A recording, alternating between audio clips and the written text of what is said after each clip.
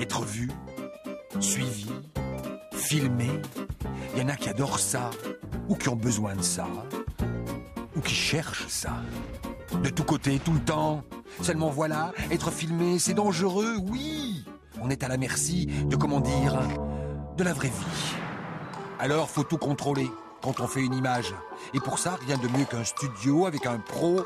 Là, rien de fâcheux ne peut arriver, croit-on. Tenez, dans les pages enfants du catalogue de la Redoute, on a oublié de regarder dans l'arrière-plan. Au fond, oui, là. Ben, il fait quoi, là, ce type à poil? Et toute la mise en scène marchande? Allô? La mise en scène, c'est coton. Faut rien négliger dans la fabrique des images de conserve. Ah, certes, c'est pas du frais, ni du vrai, mais ça le fait. Sourire quand on est filmé, surtout ne pas tweeter. Vu qu'on est uniquement là pour être filmé. Ensemble, pour élaborer cette facétieuse mise en scène républicaine. Mais avec les images de conserve, c'est comme avec le type à poil. On a beau tout prévoir, il y en a toujours un qui vient gâcher.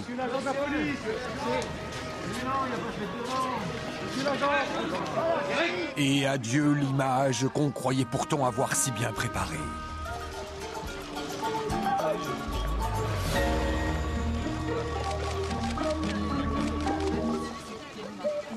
Construire des images autour d'eux sans arrêt, c'est un métier, une préparation obsessionnelle. Mais ces images ne font-elles pas aussi un mur entre eux et nous? Un mur difficile à franchir pour eux et nous. Les pauvres, on leur demande d'être naturels et spontanés alors que très exactement ils ne peuvent être ni naturels ni spontanés. Trop dangereux. Même pour les maîtres dans l'art de la com. Il était une fois un bûcheron et une bûcheronne qui avaient 7 enfants, tous garçons. On a pensé à tout, sauf à un détail.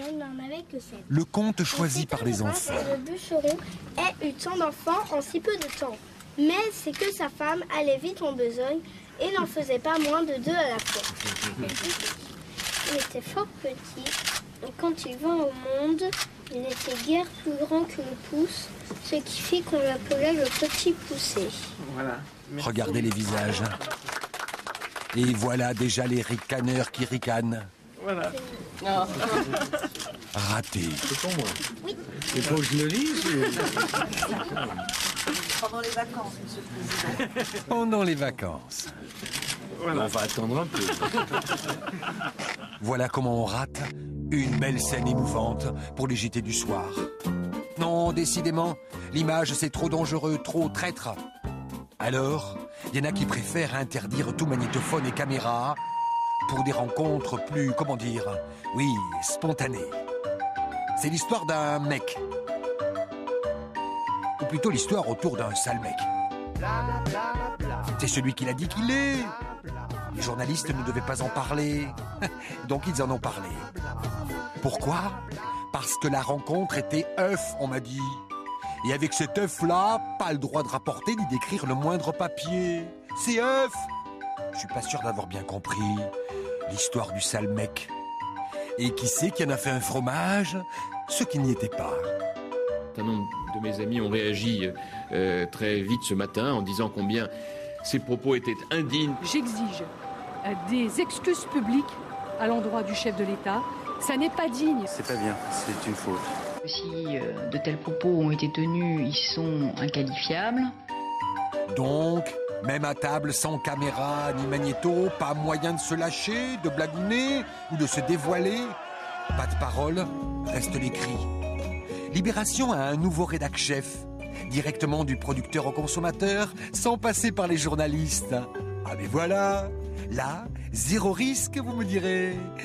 Eh ben non, quand il n'y a pas de contradicteur, quand il n'y a pas de micro planqué, il reste des facétieux militants du camp d'en face qui changent le beau Libération en Libération. Et les rieurs qui changent de camp. Décidément, rien n'est sûr. Un candidat, ça doit se méfier de tout, de tous et tout le temps. Ben alors, nos journaux télé, ils vont être désertés. Mais quand les appareils photo et les caméras sont partis, c'est là que la vraie vie commence. Et les puissants, qu'est-ce qu'ils se disent quand on n'est pas là? Il faudrait pouvoir être invisible. Comme Harry Potter. Ou pas. Une cape d'invisibilité. Ah, une cape, oui, pour regarder enfin comme ils sont les puissants de ce monde quand nous, on n'est pas là. Voilà, Madame Merkel, l'Europe est servie. Vous n'avez plus qu'à passer à table. Tenez-vous droit, mon bon Nicolas, sinon votre triple A... Vous voyez ce que je veux dire, mon bon Nicolas. Ah bah oui, d'accord, le triple A. Bah, Madame Merkel, mais faut pas vous fâcher. C'est une blague allemande. Tiens, ça les fait rigoler, ça? Sarkozy en majordome hésitant, trébuchant. Enfin, des images pas trafiquées, des images en lesquelles on peut avoir confiance. Ah, tant d'amis disparus, vous vous souvenez? Nous ne nous fâcherons jamais, mon bon Nicolas. Tenez, oublions les barrières et voilà, trinquons. voilà. Aïe, aïe. Ah, arrêtez de vous plaindre, mon bon Nicolas. Oui, Passez aux disparus. Chin, chin pour deux. Comment s'appelle-t-il le grec? Je l'aimais bien. Pape quelque chose. Écoutez, Madame Merkel, vous trouvez pas qu'il y a comme une malédiction autour de votre table, là? Ah, oh là là, l'Europe me rend malade. Moi, je me régale. Tout est comme prévu, mon bon Nicolas. Madame Merkel, pour cette année 2012, est-ce que je pourrais vous poser une question?